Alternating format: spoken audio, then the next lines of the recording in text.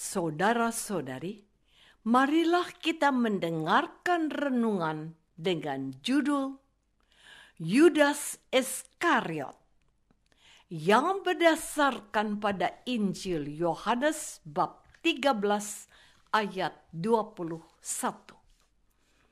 Yesus bersabda kepada murid-muridnya, "Aku berkata kepadamu, sesungguhnya seorang di antara kamu akan menyerahkan aku." Dalam nama Bapa dan Putra dan Roh Kudus. Amin. Saudara-saudari terkasih dalam nama Tuhan Yesus Kristus. Murid-murid itu memandang seorang kepada yang lain. Mereka ragu-ragu siapa yang dimaksudkannya. Seorang di antara murid Yesus, yaitu murid yang dikasihinya, bersandar dekat Yesus. Kepada murid itu Simon Petrus berkata, "Tanyalah siapa yang dimaksudkannya." Murid itu berpaling dan berkata, "Tuhan, siapakah itu?" Jawab Yesus, "Dialah itu yang kepadanya aku akan memberikan roti sesudah aku mencelupkannya." Sesudah berkata demikian, ia mengambil roti, mencelupkannya, dan memberikannya kepada Yudas, anak Simon Iskariot. Dan sesudah Yudas menerima roti itu, ia kerasukan iblis. Maka Yesus berkata kepadanya, "Apa yang hendak kau perbuat, perbuatlah dengan segera."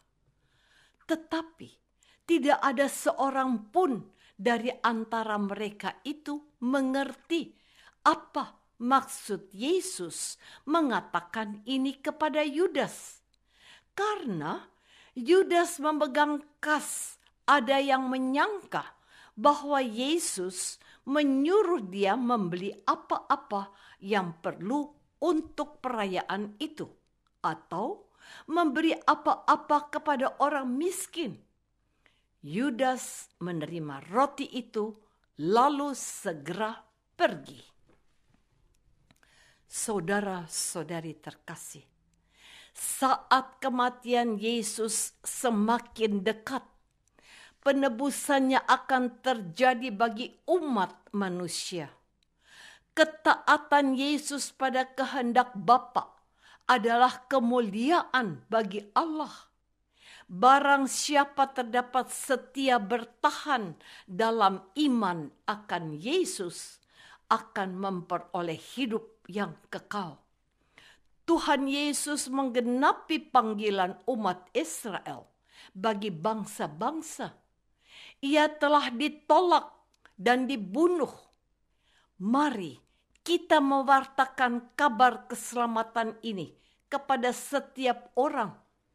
Jika seseorang sedang mengalami penderitaan, ia takut terhadap yang sedang dialaminya. Oleh karena itu, satukanlah derita ini bersama Yesus, menerima penderitaan dan matinya. Maukah kita pergi mengikut Yesus? Tuhan Yesus, sudilah Engkau mengampuni kami, karena kami sering berkhianat kepadamu. Kami tidak mengindahkan perkataan-Mu, bahkan menyangkal Engkau dalam perbuatan kami. Oleh karena itu kami mohon rahmat pengampunan dari-Mu. Saudara-saudari terkasih, Yesus dengan terus terang menyatakan bahwa salah satu di antara murid-muridnya akan menyerahkan dirinya.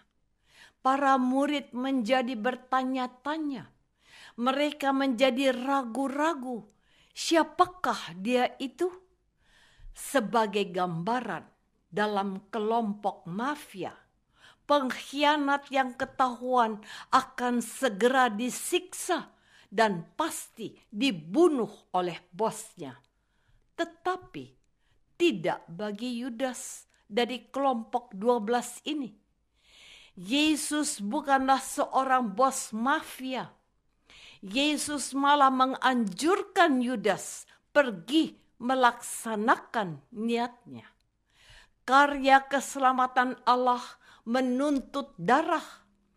Simon Petrus sesumbar akan memberikan nyawanya untuk Yesus. Ia pun tidak terlepas dari godaan untuk menyelamatkan nyawanya dan akan menyangkal bahwa ia mengenal Yesus.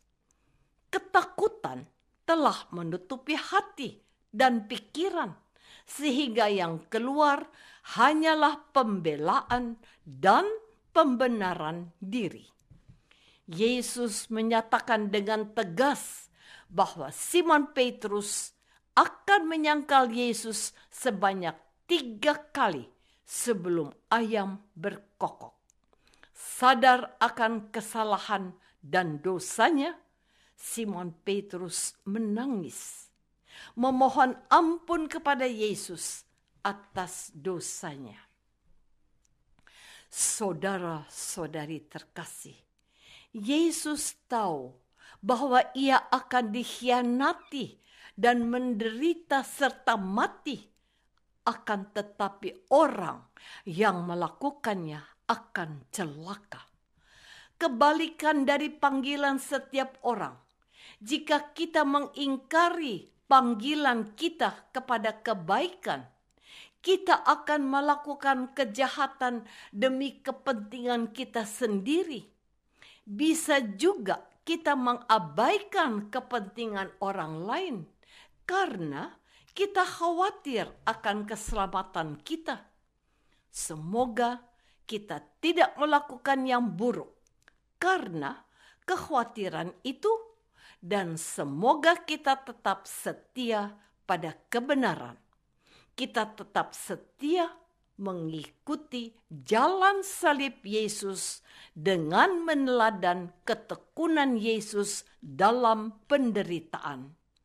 Dalam kesulitan yang kecil maupun besar, kita hendaknya tetap beriman kepada Yesus dan tetap melakukan perbuatan baik dan adil yang Tuhan kehendaki. Dan semoga Allah yang Maha Pengasih memberkati kita dengan kejujuran, kebenaran, keadilan, perhatian cinta, serta kasih sayang. Apakah hidupku telah menerima Yesus sebagai guru, pemimpin, dan Tuhan kita? Atau justru telah mengkhianatinya? Marilah kita berdoa. Bapa, Yesus putramu telah memberi teladan bagi kami untuk menjadi anak-Mu. Berilah kami hati yang baik dan taat kepadamu, supaya hidup kami dapat berkenan padamu. Kami ingin melakukan hal-hal baik, agar Engkau makin dimuliakan dalam hidup kami, ya Bapa. Doa ini kami persembahkan dalam nama Yesus, Putramu, Tuhan dan Penyelamat kami. Amin.